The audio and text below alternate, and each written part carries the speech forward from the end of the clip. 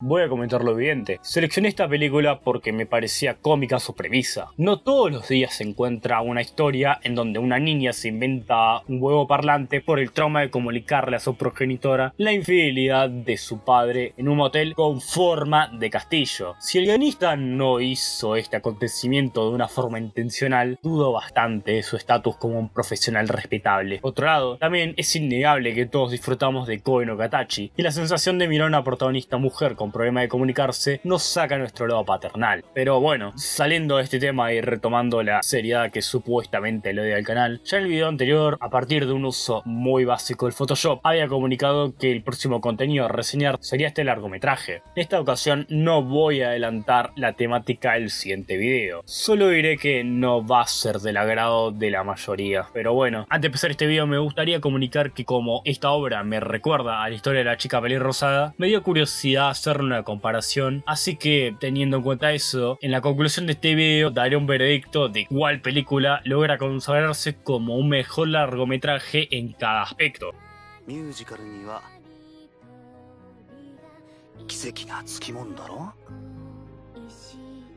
La mediocridad se manifiesta desde los mismos cimientos, un diseño de personajes que sucumbe a la complacencia de los clichés. Los protagonistas parecen extraídos de una plantilla estándar de los personajes de anime, con un esfuerzo nulo por romper los moldes establecidos. Por otro lado, la animación está muy lejos de ser un punto destacable, se desliza por una pendiente de inconsistencia. Si bien las escenas clave intentan deslumbrar su fluidez, momentos menos cruciales revelan la falta de atención a los detalles, dando como resultado una experiencia visual desigual y desconcertante. En este filme, a pesar del intento de utilizar simbolismos visuales para añadir capas de significado, termina exponiendo su evidente necesidad por utilizar este recurso en exceso para comunicar emociones. Esta dependencia, en lugar de enriquecer la trama, puede percibirse como un artificio visual innecesario, lo que diluye la autenticidad de la narrativa. Y lo último que me gustaría mencionar son los escenarios. Estos, aunque sean detallados, en su mayoría no salen de la fórmula típica de este tipo de obras. La elección de ubicaciones podría tranquilamente tildarse de convencional, debido a que no hay una exploración visual que enriquezca la experiencia más allá de la norma establecida.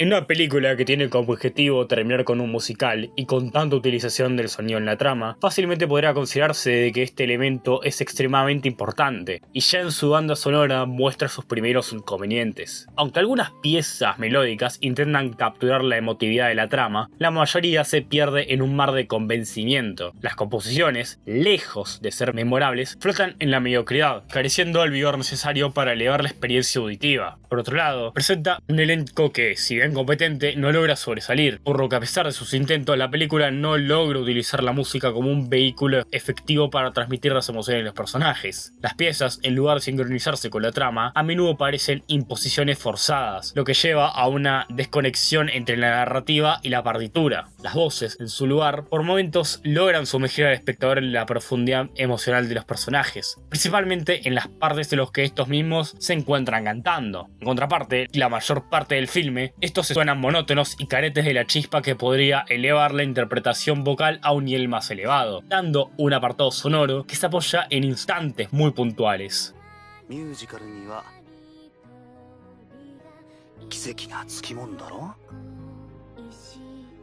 La trama, aunque buena de potencial, a veces se ve eclipsada por una ejecución que no logra aprovechar completamente sus elementos distintivos. La historia de Jun y su relación con la música y las palabras promete ser una experiencia emotiva, pero en la ejecución cae ocasionalmente en las conveniencias predecibles, careciendo de la naturalidad que define a conversaciones auténticas. Las interacciones entre los personajes, en lugar de fluir con espontaneidad, a veces se sienten forzadas, llevando consigo un aire de artificialidad que resta credibilidad a las relaciones. La película se aventura audazmente al presentar una situación en donde toda la clase se ve obligada a realizar una acción, bajo la fachada de un acto de compañerismo. Esta trama, en lugar de explorar las complejidades éticas y morales detrás de tal manipulación, cae en la trampa de simplificar la situación y utilizarla para una retorcida divisiva. Por otro lado, el hecho de que se compare una infidelidad con una discrepancia de opiniones sobre la crianza de un hijo es otro ejemplo de una falta de equilibrio en la exploración de los conflictos. Mientras que los desacuerdos de una crianza o un hijo son temas legítimos y complejos, la comparación con una infidelidad es un intento forzado de dramatizar la situación, sin ofrecer una representación realista de las matices involucradas, demostrando la falta de cuidado que tiene la película con problemáticas graves. A pesar de la ambición que la historia puede tener, el desarrollo de los personajes a menudo se siente apresurado y superficial. La complejidad de las emociones podría haber enriquecido la trama, pero esta se ve comprometida por la rapidez con la que se aborda y se resuelven los conflictos personales, dejándola más como una comedia involuntaria que como una verdadera historia que profundiza las complejidades de un trauma tan severo como el que transita la protagonista. Aún con todos los inconvenientes que mencioné en este largometraje, este realmente ofrece una reflexión sobre la experiencia juvenil y la presión social. Esta obra exterioriza un intento de capturar la lucha universal de los adolescentes por encontrar su voz en el mundo, que a menudo los presiona hacia la conformidad, así como también incorpora elementos de la metanarrativa, especialmente en relación con la creación de la obra de teatro, que aunque en su ejecución dentro de la película deja bastante que desear, en el concepto el planteamiento es acertado. Esta elección de un final cantando en un musical puede interpretarse como un intento de comentar sobre la naturalidad misma de la creación artística y su impacto en la realidad.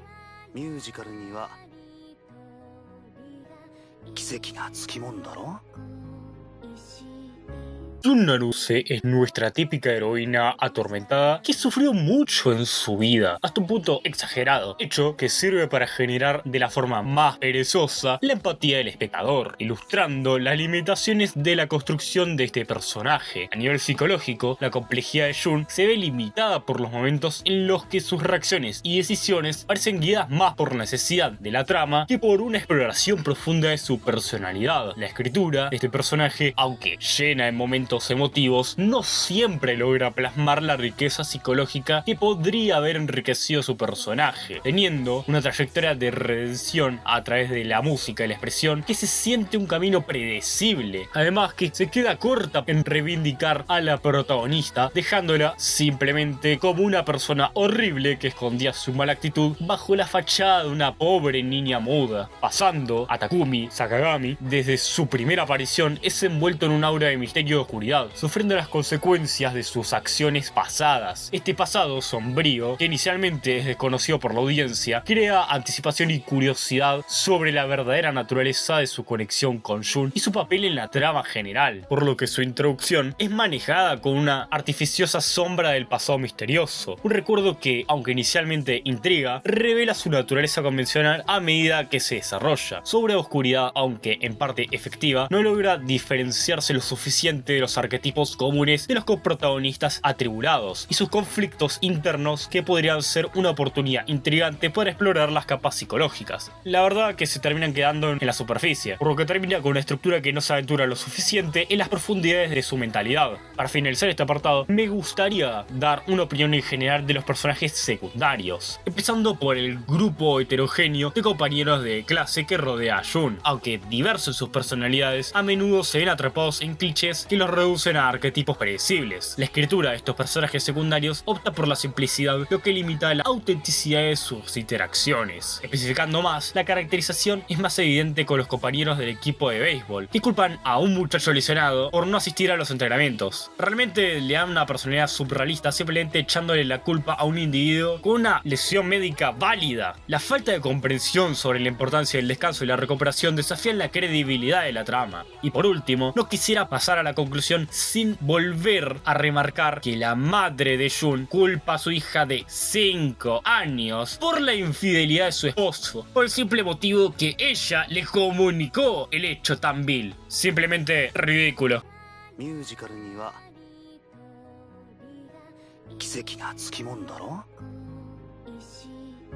Concluyendo, la película se presenta como un esfuerzo estilizado que, lamentablemente, tropieza con su propia grandiosidad. La sinfonía sonora y la expresión visual deslumbrante buscan destacarse, pero en su intento de hacerlo, la película pierde la conexión emocional genuina. La trama, aunque por momentos emotivos, se ve lastrada por su propia extravagancia narrativa. Los personajes, a pesar de sus intentos, no logran librarse por completo de los arquetipos preestablecidos. En última instancia, la película se ve atrapada en la telaraña telaraña de la presunción artística, dejando al espectador con la sensación de haber sido testigo de una obra que, aunque ambiciosa, se desvanece en su intento de trascender las convenciones establecidas. Ahora, pasando a la comparación con Koe no Katachi, esta última emerge como una obra que abraza la sutileza y la complejidad, mientras que la película que reseñé en este video se sumerge en la grandiosidad estilizada con resultados mixtos. La expresión artística de la primera se eleva a través de la simplicidad visual y la profundidad narrativa, mientras que la segunda, a pesar de sus esfuerzos ambiciosos, se ve atrapada en su propia extravagancia. La música, la narrativa y la construcción de los personajes, en última instancia, dejan a Koe no Katachi en una posición mucho más favorable, demostrando que a veces la elegancia y la profundidad superan a la búsqueda desmedida de grandiosidad artística. Así que, simplificándolo aún más, Koe no Katachi es superior en todos los aspectos posibles.